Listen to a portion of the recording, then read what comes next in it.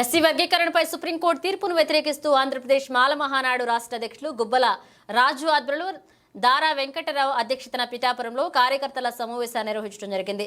ఈ సమావేశంలో గుబ్బల రాజు మాట్లాడుతూ అంబేద్కర్ భారత రాజ్యాంగంలో ఆర్టికల్ 341 షెడ్యూల్ కులాల రాష్ట్రపతి జాబితాను మార్చి అధికార రాష్ట్రాలకు లేదని పార్లమెంట్లో 3/4 వంతు సభ్యుల మద్దతు రాష్ట్రాలలో ఆమోదించాలని, అటువంటివి ఏమీ చేయకుండా సుప్రీంకోర్టు రాష్ట్రాలకు అధికారం ఇవ్వడం చాలా తప్పు అని అన్నారు.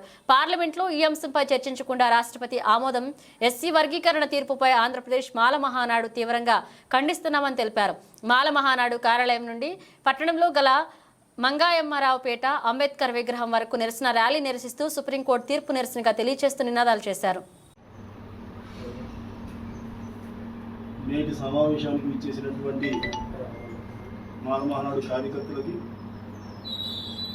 మీడియా వారికి నా నమస్కారాలు, జైలు తెలియజేస్తూ, ముఖ్యంగా ఈరోజు కార్యకర్తల సమావేశం ఆంధ్రప్రదేశ్ మాల మహానాడు ఆధ్వర్యంలో పిఠాపురం పట్టణం కాకినాడ జిల్లాలో ఈ 2/8/24 తేదీన ఉదయం 11 గంటలకి ఈ కార్యకర్తల సమావేశాన్ని ఏర్పాటు చేయడం జరిగింది.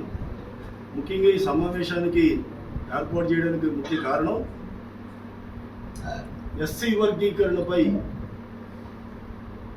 నిన్న సుప్రీంకోర్టు వెలువరించిన తీర్పుపై ఈ సమావేశం ఏర్పాటు చేయడం జరిగిందండి. 2004 నవంబర్ 5వ తేదీన ఇదే అంశంపై ఇదే సుప్రీంకోర్టు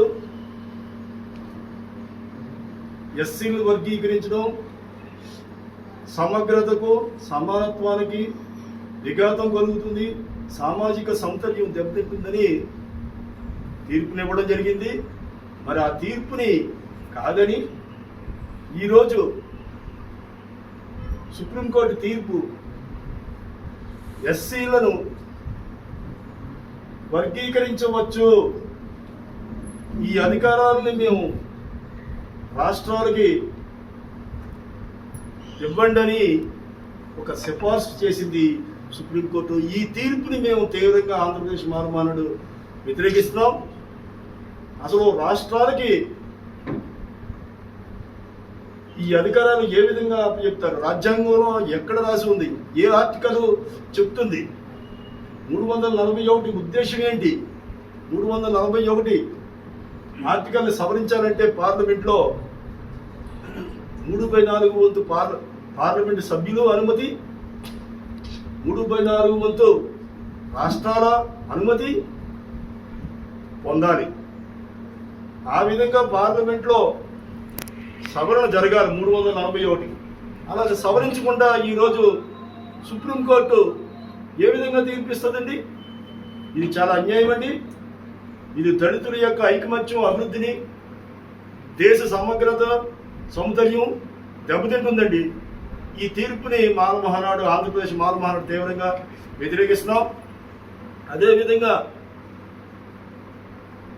ఏ విధమైన పార్లమెంట్లో చర్చ జరగకుండా, రాష్ట్రపతి అనుమతి లేకుండా మన ఆంధ్రప్రదేశ్ ముఖ్యమంత్రి నారా చంద్రబాబు నాయుడు గారు ఏ విధంగా చట్టాన్ని చేస్తానన్నారనైనా నాకు అర్థం కాదు. నేను ఈరోజు సభాముఖంగా, ఈ పత్రికా ముఖంగా ఒకటే తెలియజేస్తున్నానండి, చంద్రబాబు నాయుడు అంత మాల వ్యతిరేకి ఇంకొకటి ఎవడో ఉండడం అనేసి ఈ సందర్భంగా మీకు తెలియజేస్తా ఉన్నాను. అసలు పార్లమెంట్లో చట్టం లేకుండా సుప్రీంకోర్టుకి ఈ చట్టం చేసే అధికారం ఎలాగిచ్చండి? ఆనాడు డాక్టర్ బాబాసాహెబ్ అంబేద్కర్ ఇలాంటి పరిస్థితులు వస్తాయనే అనేక మెళుకువలతోటి ఈ చట్టాన్ని 341 ఆర్టికల్ని పొందుపరచడం జరిగింది. అది జరగాలంటే పార్లమెంట్లో ఎస్సీ ఎంపీలందరూ కూడా అంగీకరించాలి. అక్కడ 120 మంది ఎంపీలు అంగీకరించాలా? ఈ విషయం మీద మన రాష్ట్ర ప్రభుత్వం ఏ విధమైన నిర్ణయం తీసుకుంటుందో చూసి మాల మహానాడు, ఆంధ్రప్రదేశ్ మాల మహానాడు తదుపరి కార్యాచరణని మేము నిర్ణయిస్తాం. ప్రస్తుతానికి ఈ సమావేశం తీర్మానం చేసిన ఈ అంశాన్ని ఈ పత్రికా సమావేశంగా, ఈ మీడియా సమావేశంగా మీకు తెలియజేస్తా ఉన్నాం.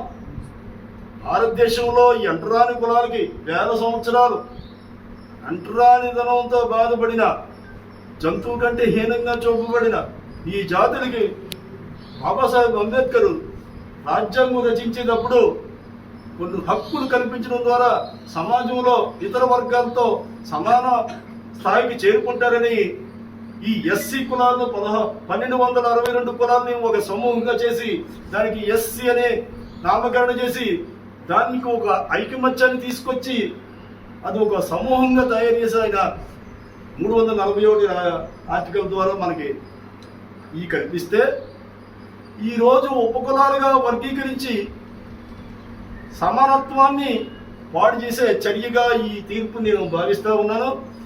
దీన్ని మేము రాబోయే రోజుల్లో ఎలా ఎదుర్కోవాలో మరి న్యాయస్థానం ద్వారా కానీ దీన్ని తుది ముట్టించే వరకు మేము పోరాటం కొనసాగిస్తామని ఈ సందర్భంగా తెలియజేస్తున్నాం.